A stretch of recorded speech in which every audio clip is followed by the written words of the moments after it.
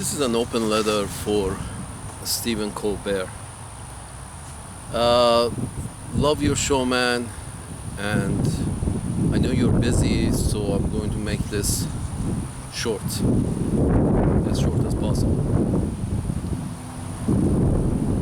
Here's the thing, sir. Do you remember when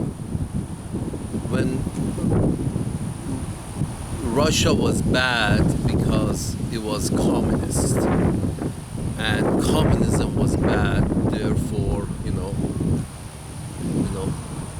we had to go and fight communism. So therefore, fighting Russia, because apparently Russia was the the father of communism. And recently, again, we have to fight Russia because Putin is bad. And tomorrow probably, we have to be enemies with Russia, probably because Putin is bad, or whoever the fuck is their next president, or their next prime minister, or their next, leadership body. Have you noticed a pattern here? That Russia seems to be always the bad guy.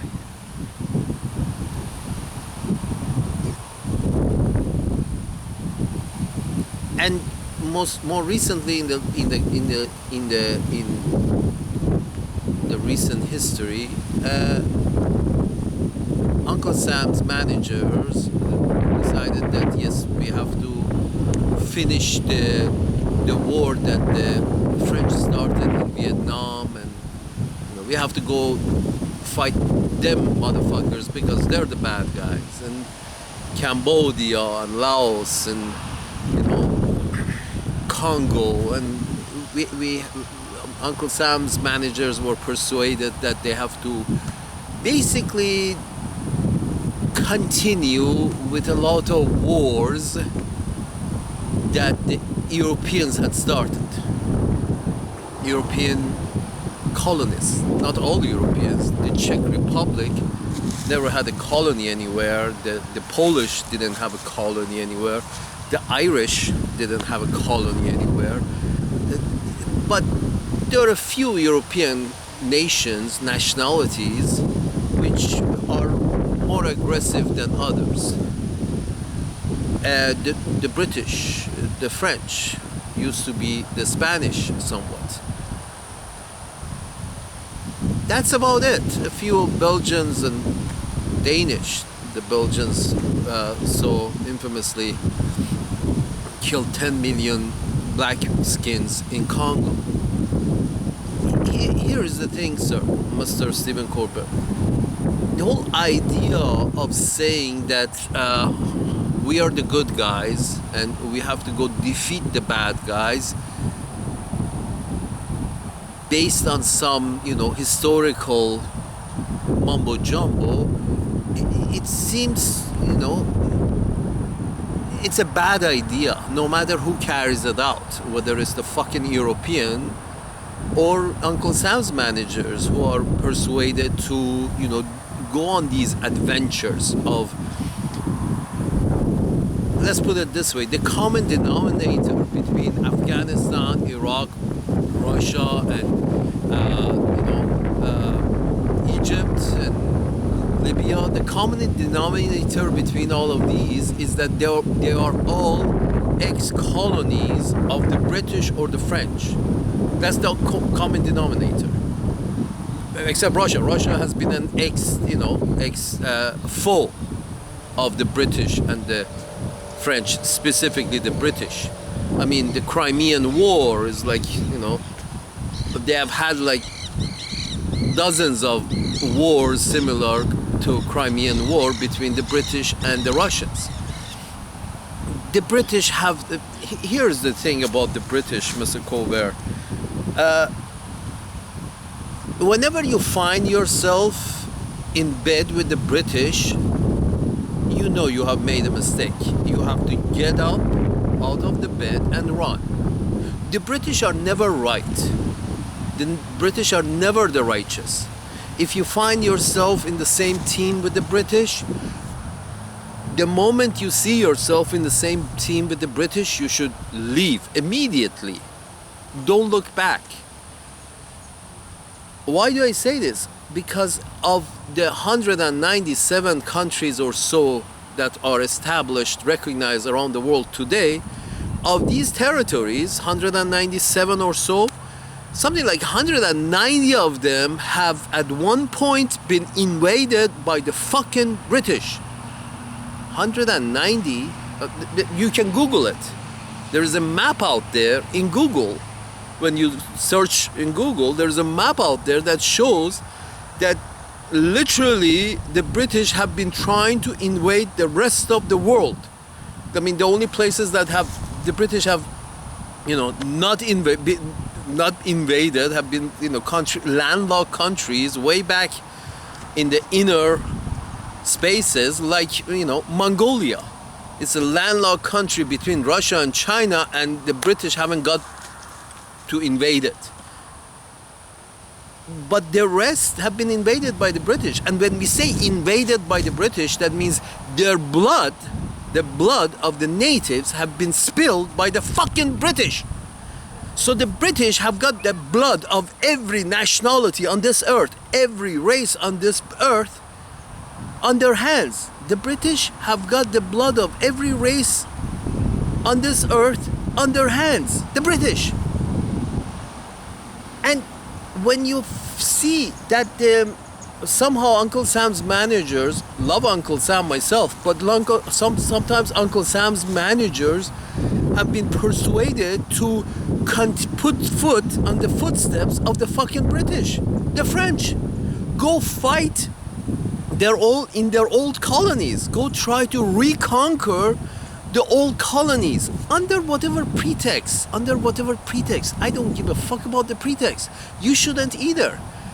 The pretext way back when was that our religion is the righteous religion. We are Christian. We have this duty to go spread our religion, Christianity. Today, our form of government is the best form of government. We have to go spread democracy. Did they ask for it? Do they understand it? Are they ready for democracy culturally, intellectually? Would it work there? I mean, you can go and keep on saying that we want to bring democracy to tribes of Amazon jungles, but would they need it? Do they have a use for it? Would it be workable for them? So this whole idea that China is the country that, the British from this side of the fucking planet have multiple times gone to other side of the planet and, have got into wars with them. Pissing contests with them, the Opium Wars. This is the British originally have had problem with every race on this planet. And unfortunately, Uncle Sam's managers are persuaded to have the same animosity that the fucking British have had British feel animosity towards everyone. Why? Have you noticed that in 21st century, still, the British, when they have a football match, what you call soccer, still in 21st century, every other football match, soccer match that they have, after the match, they have street fights in England between the supporters of their soccer teams. Street fights and battles and fires and skirmishes. 99% of other countries on this planet, other nations, those who you call less civilized, don't have such issues. But the hooligan, bloodthirsty British still have this hooliganism thing. They are by nature, the British are bloodthirsty and aggressive and hooligans.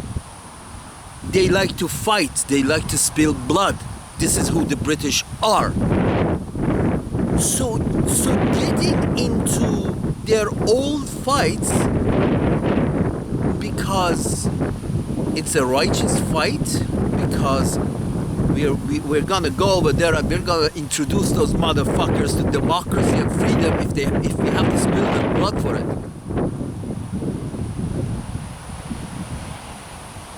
You see, here's the thing, Mr. Colbert. I am with Mr. Sanders that he says, yes, let's collect more taxes from the rich people to take care of the poor people. But unfortunately, what happens is the taxes get collected by the likes of Mr. Sanders, but then it doesn't go towards, improving the society, education and health and infrastructure and all of that in Uncle Sam's land, but it goes in the pockets of arms manufacturers and arms contractors and military contractors and logistic contractors in order to go and continue those imperial wars that the British had started 500 years ago, 400 years ago, 300 years ago, 200 years ago, 800 years ago, 100 years ago. The British have been invading other lands for all their life and trying to spill as much native blood as they can. They could. This is who British are. And the French, they're brothers and sisters. Half of Africa was owned by the British. The British were doing the killing in half of Africa, and the other half of Africa was owned by the French. The French were doing the killing. A few pieces in the middle of Africa, like, Congo, was given to the Belgians, so they do some killing. And again, French-British blood mix in Belgium. Folks, my friend, Mr. Stephen Colbert, the whole idea that we have a better system, a better perspective in life, a better system, a better religion. This is all supremacy, the thought of supremacy. Even when you say we are over there, we're going over there to set them free and bring them democracy. That's you saying our system is better. That's a form of supremacy. My race is better, I'm superior to you. Therefore, I have the right to rule over you. My religion is better, therefore I'm going to invade your country, your nation, your land in order to bring you my religion. That's a form of supremacy, saying my religion is better than yours. My form of government is so much better than yours that I'm going to invade your fucking tribal areas, territory, to bring you my form of religion, my form of government, that is democracy. They all fall under the same idea of supremacy, that mine is better, you don't know, I'm going to bring mine to yours. You have to follow me if that means, following me at the end of my bayonet. You see where I'm going with this? The whole idea that we know best and we are going to take it to them even if they don't want it, we're going to shove it up their ass, even if it kills them. That's the whole, defeats the whole point, this idea that we are good and we are trying to do good. It doesn't work. It just doesn't work. You've seen it. Every time, Afghanistan gets raped by the British, and after, so many years, the British, test all their tactics and all their weapons and do a little, song and dance show and then pull out. It's sort of like you can imagine Afghanistan being this, woman that once in a while gets raped by the British. Iraq, Syria. In the whole fucking Middle East, if you don't know the map, put the map in front of you. Arabian Peninsula, the whole peninsula, the whole Middle East, include with it Iran, Iraq, Syria, and all of that area, Jordan, all of that area, Saudi Arabia, Qatar, Oman, Bahrain, all of these shitholes, all of them. The most educated leader in the Middle East right now the most really educated. I'm talking about, useful education, purposeful education. The most educated person in the Middle East is the Syrian Assad. And that's an enemy of the British, and therefore an enemy of Uncle Sam. Why? The least educated, the most stupid, the most primitive leaders in that area of the world are friends. The more educated ones are enemies. The Iranians, the top echelon of Iranian government, they're all more educated than any of the ruling family of Saudi Arabia. All of them, all the upper echelon of Iranian government are more educated than the Saudis or the Jordanians or the Bahrainis or the Qataris or the people of Dubai or the leadership of Dubai. They have no education. They're not intellectuals, and they're ruling and they're friends with the British and therefore Uncle Sam's managers. Again, I love Uncle Sam, but the managers of Uncle Sam, here's the thing. You keep saying that ours is the best form of government, ours is democracy, and we have to have this this old joke that we have to go spread it like Christianity. We have to go spread, but like we spread Christianity and shoved it up, the Redskins, and eliminated 110 million Redskins just in North America. That aside, when you say democracy is the best form of government and we have to go spread it, why? What makes you conclude that democracy is the best form of government? Your most recent top leaders have not been intellectuals, have not been the best thinkers of their tribe, have not.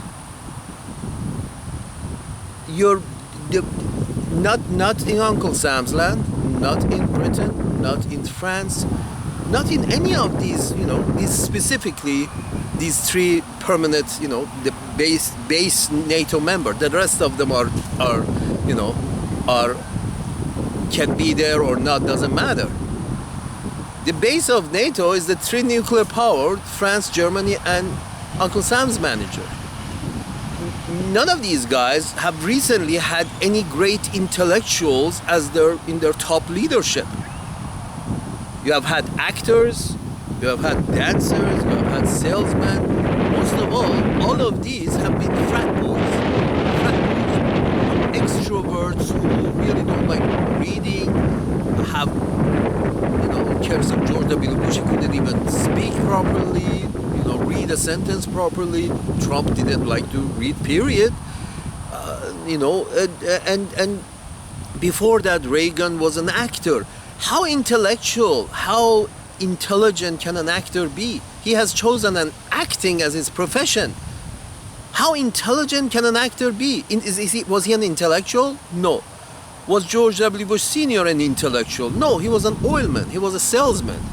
He was an advertising man. Clinton, he was a frat boy. He was half as intelligent, but he wasn't what you call intellectual. Al Gore was half intellectual. Gore Vidal was very intellectual. He actually left the United States and went and lived in Italy and wrote books. He was the intellectual who tried to actually, win a seat in your democracy, but he was just tossed aside. He wasn't popular. This whole idea of that democracy is better, why? It's based on popularity. Popular people are usually not intelligent people. Homecoming king is not also usually in chess club. Homecoming king, the most popular kid in the school, or like it, they're not usually 99.999% of the time are not in the chess club as well. You're either in a frat house or you're in a chess club. These two don't mix. So you're telling me that your form of government does away with intellectuals and, gives power to the most popular, to the frat boys who are popular in the campus, in between people. Popular people are not intellectuals. They don't have the capacity to make good decisions which have good long-term effects. Popular frat boys and frat girls who are popular do not have the intellectual capacity to see beyond their nose. They make short-term decisions for short-term gains. And that's what it ends up being. Short-term decision to short-term gains. That means slowly but surely the system goes downhill. Because short-term decision for short-term gains means that usually these decisions have long-term detrimental effects, which result in, a worse condition and worse situation and worse situation. So the whole idea that we're gonna put a bunch of frat boys in charge and this is the best system that we could come up with. Frat boys in charge because they're popular, they like shaking hands and they like shaking booty and they like singing and dancing in front of 50,000 people, 100,000 people. They like to talk about themselves all day long. And these are the right leaders. These are the right leaders. The most, the system is demanding the system that, the system of elections, which is, the whole dog and pony show, the circus of 2-3 years of going around and singing and dancing and keep talking about yourself and how good you are and how worthy you are. This is not something an intellectual is comfortable with.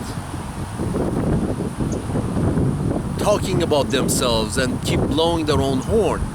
So you have a system in which doesn't pick the brainiacs as the leader, but picks the most popular one, and gives a nuclear button to them, which in recent case the top generals had to hide the nuclear button from the frat boy because they were scared shitless that the system, the great system of democracy, has given them this frat boy that, just doesn't even want to listen. Forget about reading and writing and being a great writer and being this intellectual and making long-term decisions and understanding the precautions of decisions in long-term. None of that. Homeboy didn't even want to listen. There is evidence of it. People have written books that, whenever he would get, tired, when people started talking about real matters, in order to, make the right decisions. He would get tired and bored and he would just make a decision right off the bat and boom.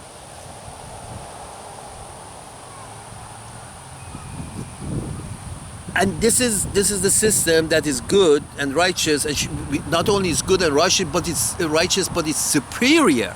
Just like our religion and just like our race, it's superior. We have to export it to those motherfuckers. Really.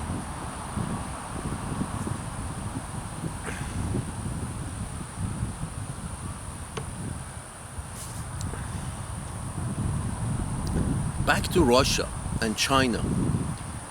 China was literally invaded. Both of these countries have had problems with the British. Why? And the problems that they've had with the British, it wasn't that because Russia had taken over Ireland and the British were uncomfortable because Russia has influence in Ireland.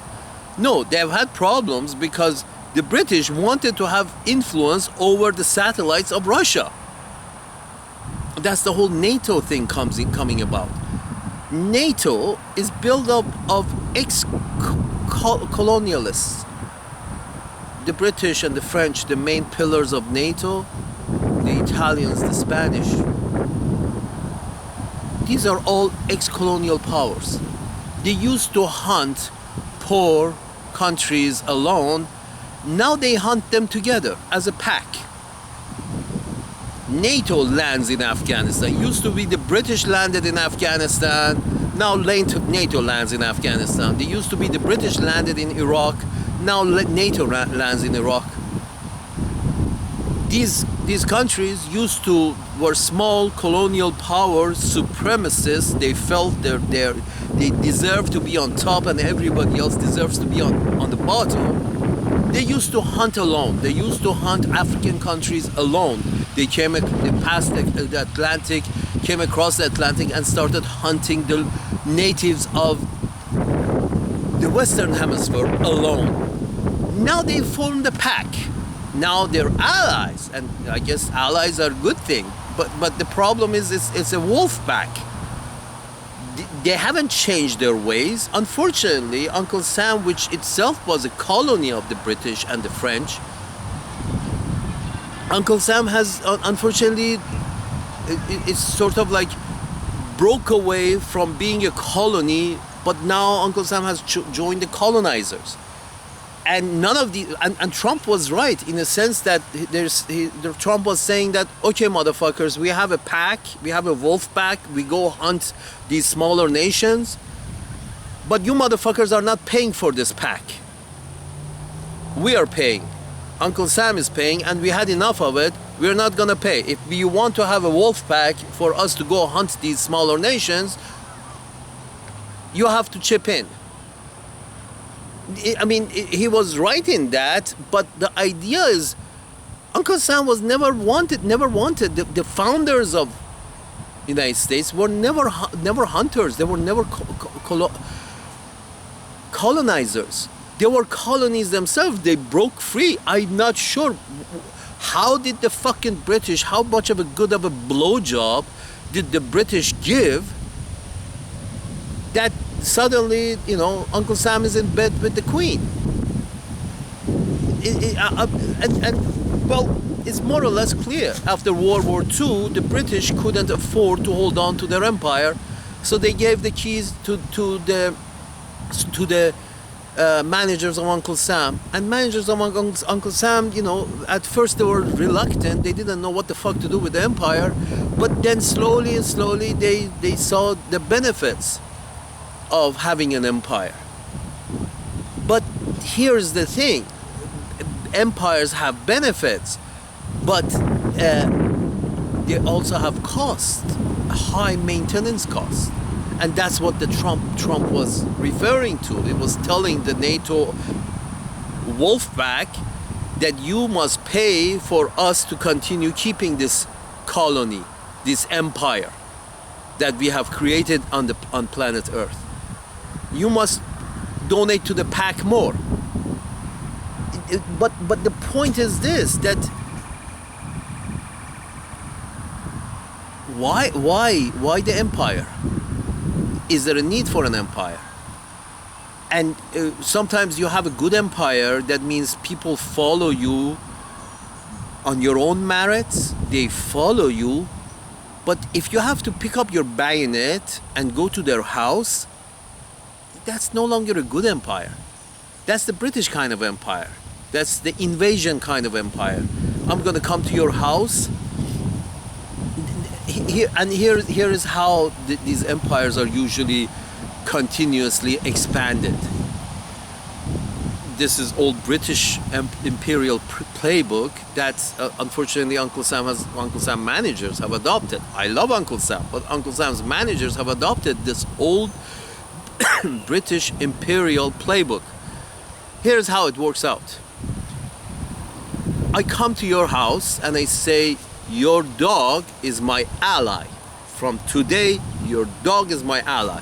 And I give your dog some treats. I give your dog in your house, Mr. Stephen Colbert, I give him some treats and I make it ally. I keep saying that this is my ally. Here, I'm giving him treats and he's shaking his tail for me. So we are allies. Then if you say, what the fuck are you doing? This is my dog, this is my house, get the fuck out. What do you mean you have an ally in my house? It's my dog. I say, no. The dog is free to choose who he likes. And a dog is a dog, doesn't have that much of a brain. He will take a treat from anybody. If it's delicious enough, he will take a treat from anybody. So your dog becomes my allies. He shakes his tail for me, and I give him more treats.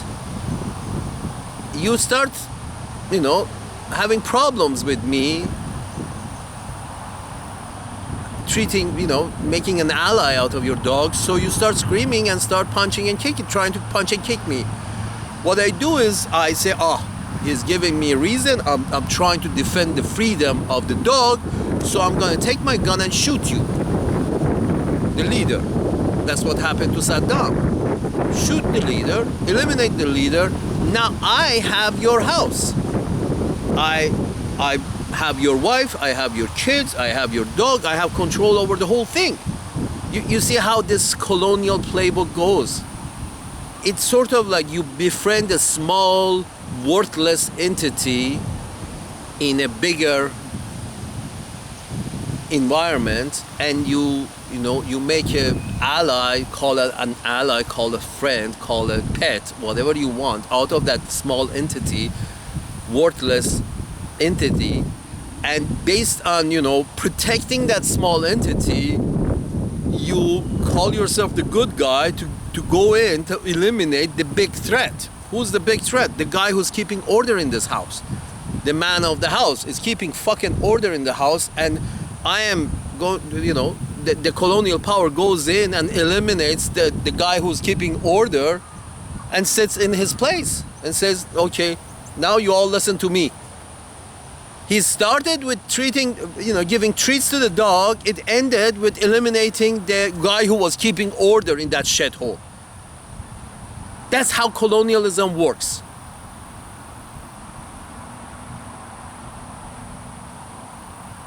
Iraq, Syria, okay, those little small shitty groups that, freedom fighters, they're all freedom fighters. Everybody, these cocksuckers.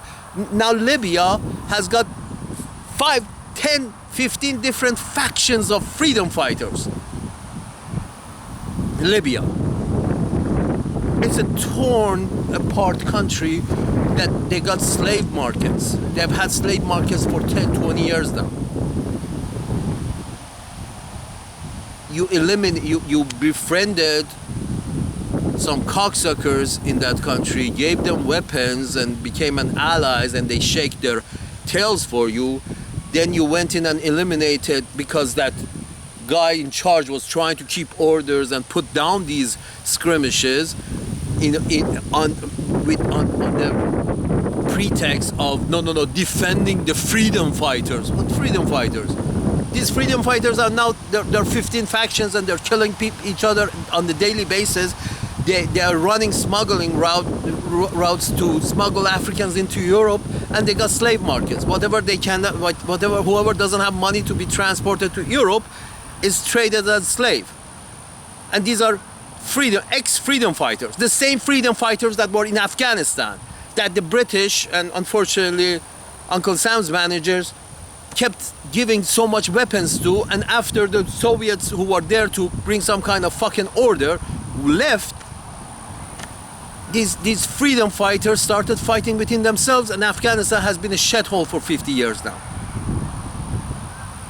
The dog that you give a treat to, if you decide not to stay in the house and keep order yourself after you kill the guy who's in charge of the house, if you eliminate him and you don't have the budget or the will or the want to stay in the house and keep order, if you pull out, the dog is going to be in charge of the house. The 5 dogs of the family are going to be in charge of the house. And you think you're going to have an orderly house in Afghanistan when the dogs are in charge? Those are all the freedom fighters, the jihadis. They had shit for brains, but they were given all kinds of sophisticated weapons. Eliminate the order. Maybe try to run at the place, the shithole yourself. Maybe not, because it's too costly. Because, pull out, and the dogs are now running the house. Same thing in Libya. Same thing in Iraq. folks, under the pretext of we are going to bring them a better thing, you go in and, you know, the British, this is the whole British colonial playbook. And it's a very, it has a very sinister aspect to this. That is, as long as the colonial power can keep other shitholes, these shitholes unstable and full of freedom fighters killing each other and enslaving each other, as long as that takes place, all the money, all the wealth will seek safer ground in London Stock Exchange. You see where I'm going with this? In Paris, Stock Exchange. In New York, Stock Exchange. Wealthy people in Libya are no longer in Libya. There were some wealthy people living in Libya when the fucking Gaddafi was in place. But since Gaddafi left, before it or soon after it, all the wealth in Libya disappeared.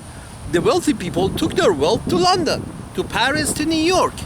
Either kept it in cash or put it in the stock market. This wealth in Libya, the wealth was generating wealth, was, you know, making roads and producing buildings and schools and infrastructure. But once you screw up their shit, once the dogs are in charge, then the wealth runs away. Wealth runs to safety. And that was the whole point. That's one of the sinister aspects of imperialism. That you go screw up their shit, you break their order. Imagine, again, back to a family house. I come and befriend your dog, say I am for your dog's freedom and the right to choose, and he wants to live in a democracy, and your dog has the right to choose. Although it's a fucking dog and doesn't have a brain to work with.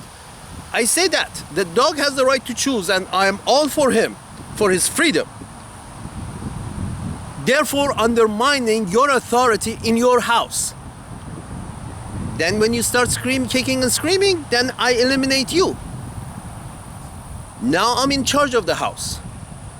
After a while, I say, no, I don't. I take whatever wealth, whatever valuable things that is in your house, I take it myself.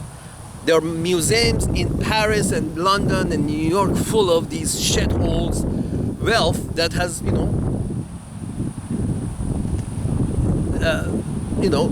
historical artifacts that have been left the country, and gold and silver and whatever else they could fucking find in these shitholes.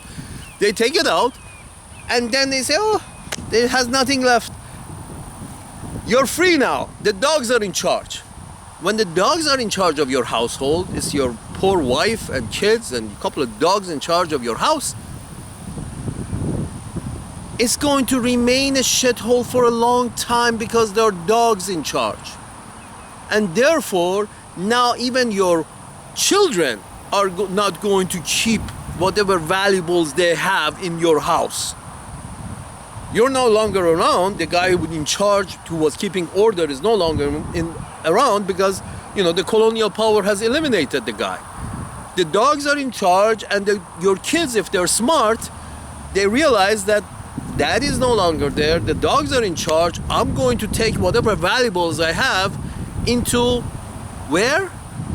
The colonizer's house. In London, in Paris. I'm going to take my money over there. I'm going to take my valuables over there because I don't want to live in the shithole that the dogs are in charge. And that's how, by breaking nations, eliminating the people who are keeping order, you not only have a chance of robbing the place clean, but also for decades to come, because the dogs are in charge over there and have shit for brain, you expect for decades, you expect that the wealth from those shitholes come into your nice household, colonizer's household, for decades to come, because none of the wealthy in those countries want to keep their wealth in that shithole. That's the sinister after effects of these colonial wars. China, the Urga, whatever the fuck you want to call them. It's a backward, landlocked tribe of Turkish people. I say backward because any group of people who are landlocked, do not have a port to warm waters, do not have a port in warm waters. Any group of people who are landlocked inside dry land with no ocean ports, they remain a bit backwards. No, not a bit, a lot backwards. I'm talking about central Saudi Arabia. I'm talking about inner Mongolia. I'm talking about these urgas in inner China, with they have which by even by car they have to drive for a week before they reach ocean. You see, these Afghanistan, a landlocked country that the fucking British created out of thin air. Any landlocked group of people, landlocked nation, remains backwards.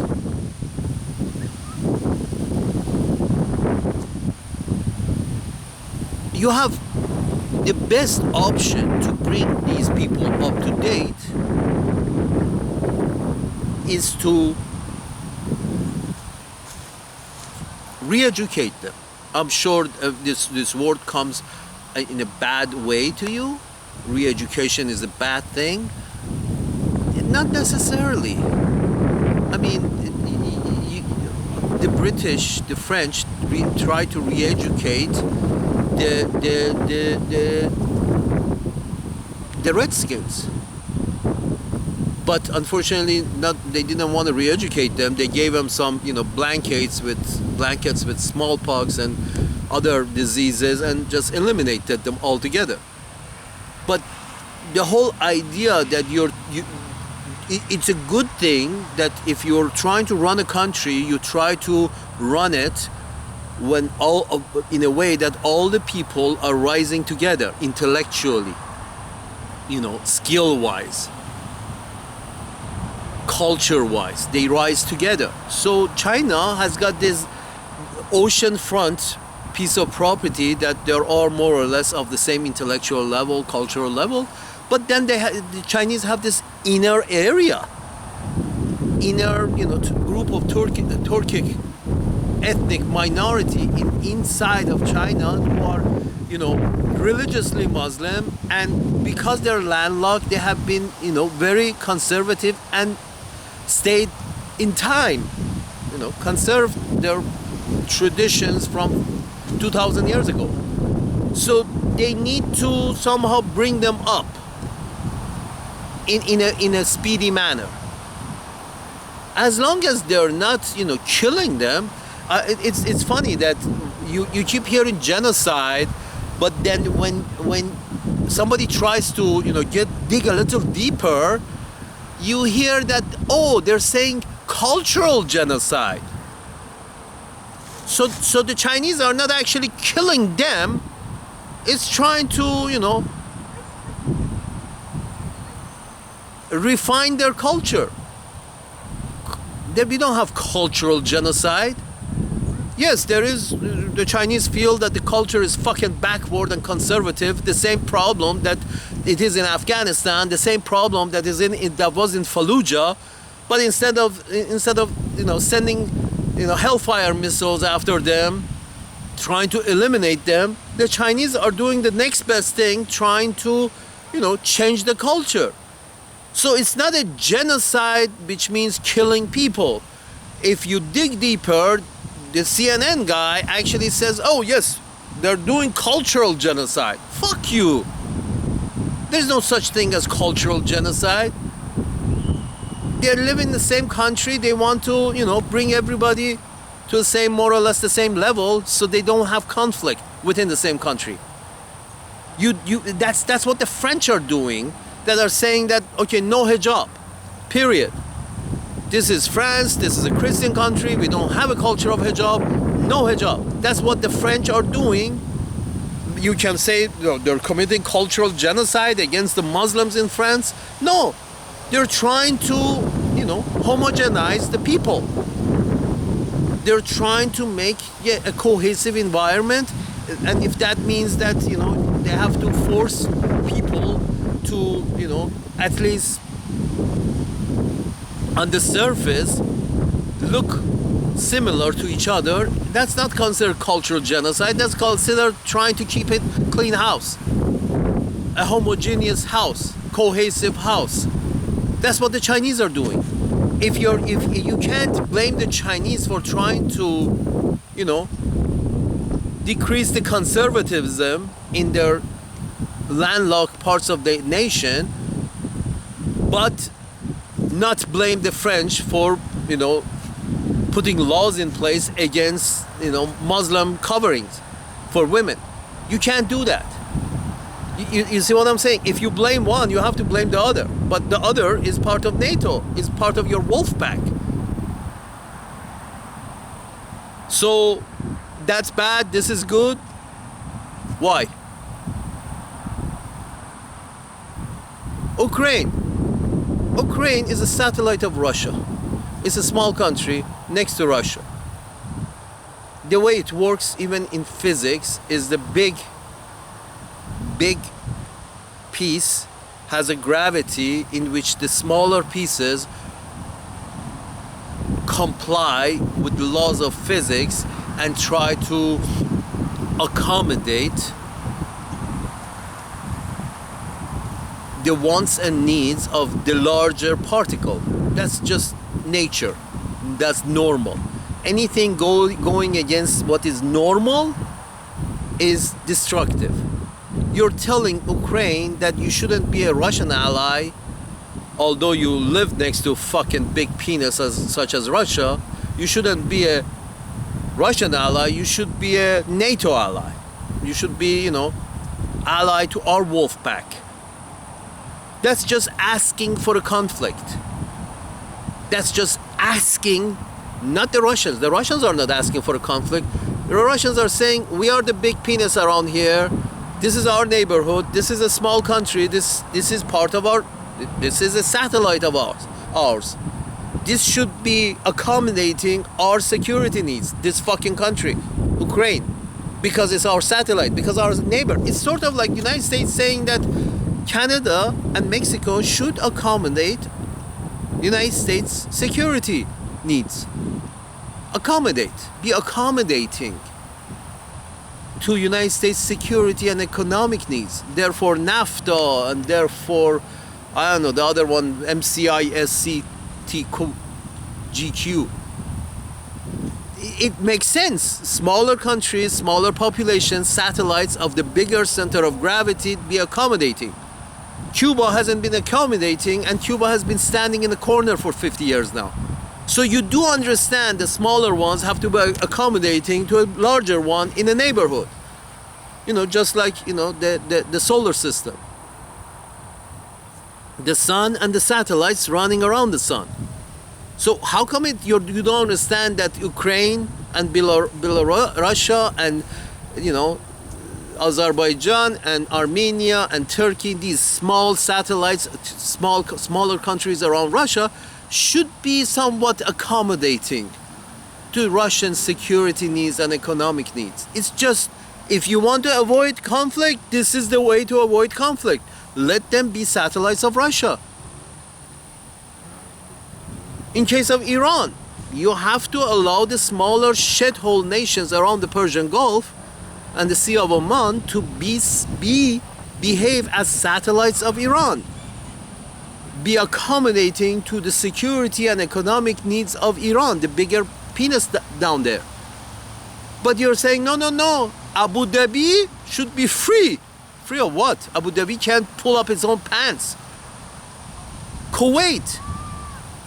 That's another sinister act that the British have committed. Kuwait is the access route of Iraq to warm waters.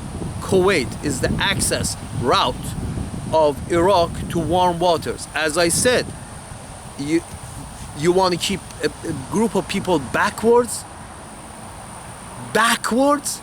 You keep them landlocked. You surround them with other pieces of land, other nations, and you keep them landlocked, and they will remain backwards forever. So the British have done just this. They have landlocked Iraq. A piece of they have created. That's what the British and the French did. They broke up the Ottoman empires and they made up all these countries. The worst one that came out was Iraq. Why? Because by cutting off, making a country called Kuwait in front of it, they cut off Iraq from even, the dead end of the Persian Gulf. The dead end of Persian Gulf reaches Kuwait. They cut off Iraq. Kuwait didn't have to exist. Never needed to exist. Kuwait is a fucking couple of Arab tribes with no identity. And their identity is similar to identity of many of their tribes to the north in Iraq, and many of their tribes to the west in Saudi Arabia, and many of the tribes to their east in Iran. They don't have a specific identity in Kuwait. They're Arab fucking tribes. More or less same identity runs through all of them. But the British and the French decided, the British in this specific case, the cocksucking British, have decided to cut off this little piece of land and give it a name and make it a state.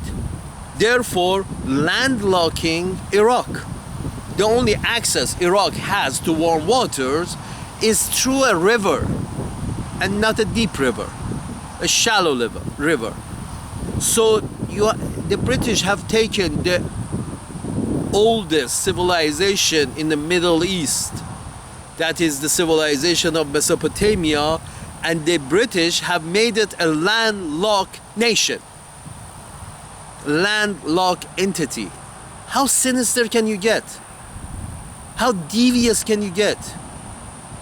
You take the oldest civilization maybe in the world, the civilization that grew out between the two rivers, and you landlock it? Nope. No access to ocean for you. No soup for you. And then you're saying, oh no, Kuwait was invaded. We have to go free Kuwait. Free Kuwait from what? From free Kuwait from what? From the people they identify with? Free Kuwait so Iraq can remain a landlocked country? Everything that passes through Kuwait is with the British consent. And that's what the British were after. Everything that Iraq needs has to pass in transit through Kuwait, more or less. They have access through the river, but the river is right next to Kuwait. And the British guns are right next to the river. So again, anything that passes and goes to Iraq, anything has to pass through Kuwait and has to be therefore with the British consent, because Kuwaitis can't pull up their own pants. The colonial power has to be there to protect them, to protect their freedom. Back to the, I'm going to befriend your dog in order to take over your house. Back to that old colonial rule book. Find a dog in a nation. Find a dog in a nice, smooth running household. Find a dog, give him some treats, have him shake his tail for you, and then pretend that you're going to attack that country to defend the rights of that dog. Eliminate the order, and then watch the shit show happen. Iraq, Afghanistan, Libya, Congo, Syria, Vietnam, Korea, Honduras, Nicaragua, Venezuela, Panama, El Salvador. I mean, the list goes on and on and on and on, that, we just don't like the order that you're keeping over there. We need to make it a little disorderly because our banks are empty. We want your wealthy to bring their money from that unstable environment that we just created to our stable environment, to our house. Old Colonial Rule Book. Old Colonial Play Book. So please, Mr. Stephen Colbert, please get off your high horse. None of these wars are for good. None of these are reasons to go to war with. Ukraine has to be accommodating to the wants and needs of Russia because Russia is the big penis in that neighborhood. If you don't want conflict, you let Russia be in friendly terms with their neighbors, without fear. By having their neighbors somehow accommodate the security need and the economic needs of Russia. End of story. China, Taiwan doesn't need freedom. It's a small island of a few people. What do you mean by freedom? Freedom to do what? Freedom to be ally to the wolf pack? Again, Taiwan is the dog in the household who has been befriended by the wolf pack, and they are threatening to go and eliminate China because of, Taiwan's freedom is important. The dog's freedom is important, so we are going to eliminate the whole family so the dog can run free in the house. Does that make any sense to you guys? We're going to eliminate the household, or at least the leader of the household, the manager of the household, the top echelon of the household. We're going to eliminate all of them because the freedom of the dog is important. Are you fucking kidding me?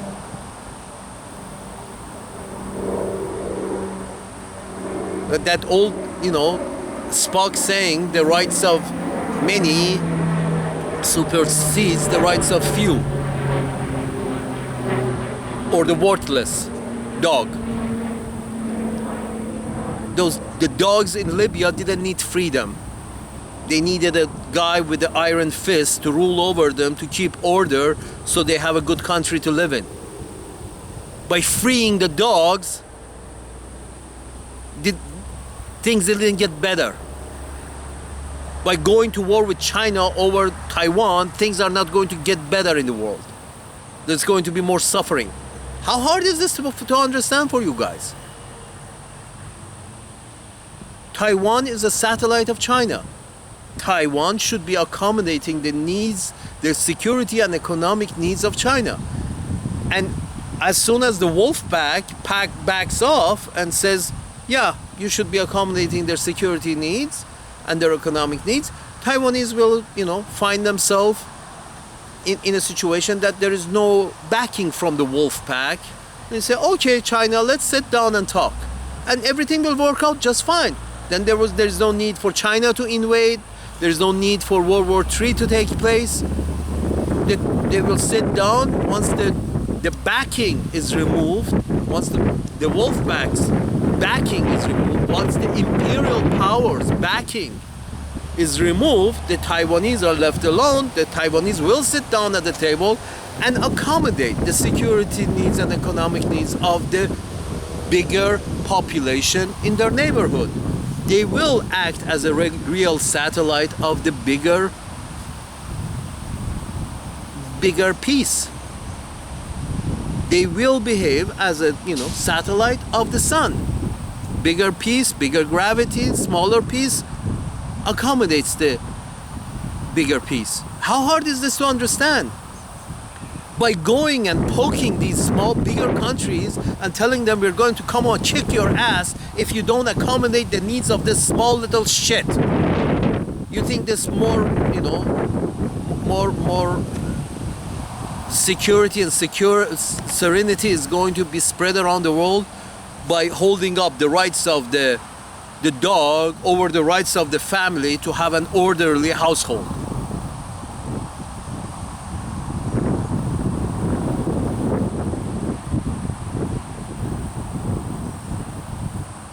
And you can extend this argument to Israel as well.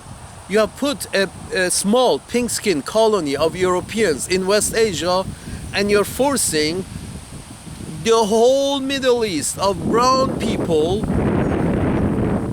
like 200-300 million brown people in the Middle East, to be accommodating to the security needs of the 5 million Europeans who have landed there. You're telling everybody in the Middle East that you should be accommodating to the security needs of this 5 million. 250 million, 5 million. You 250 should be accommodating to this 5 million. That's called colonialism. That's like me putting my dog in your house and telling you that you and your family and everybody in your household should be accommodating to my dog or my son. Doesn't matter. I put a small piece in your house, and you tell the whole household, the whole neighborhood, that they should be accommodating to this little piece. Why? Is that natural? Is that physics? Where in physics or in nature have you seen that a larger entity be accommodating to a smaller entity? And this is exactly what the wolf pack, the ex-colonial powers are trying to force on the rest of the world, in Ukraine, in Taiwan, in Korea, in South Korea, in Israel, and they were trying to force it in South Africa. The whole African, at least sub-Saharan Africa, should have what it was expected to be accommodating to the security and economic needs of the small pink-skinned population who settled in South Africa. That was the whole idea. It wasn't just, oppression of the local South Africans. For decades, all the ex-colonial powers, the wolf pack, the NATO, wanted all of South Africa, sub-Saharan Africa, to be accommodating to the small pink-skinned colony that has settled in South Africa. Why? Is that natural? Again, is that natural? Big piece, big entity being accommodating to a smaller entity? Why? Has the United States decided to be accommodating to the wants and needs of Cuba? Would it ever? Would England would the fucking British be accommodating to the security needs and economic needs of Ireland? The British have taken Ireland, tried to take over Ireland multiple times. They still are holding on to a piece in the north. So it's not that they don't understand that the smaller pieces should be accommodated to the larger pieces. That's what they expect in their own environment. But they pretend that no, China should be accommodating to Taiwan, and China should be accommodating to Hong Kong. Russia should be accommodating to, Ukraine and Azerbaijan and Armenia and every other shithole around there, because, their rights matter.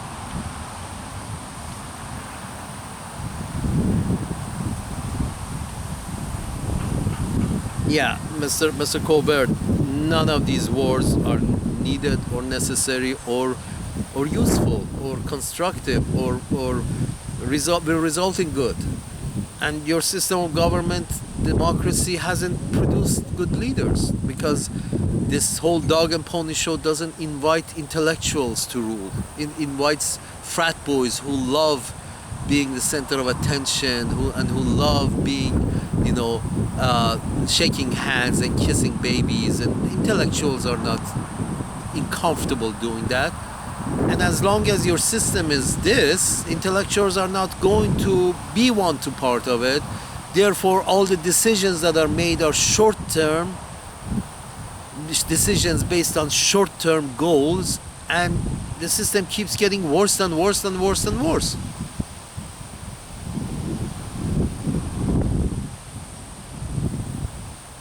On paper, democracy on paper sounds very good, but in practice, it turns into, George W. Bush and Trump and whoever. Just like communism, on paper it sounds real nice, but it just, in practice it turns into, people slacking off.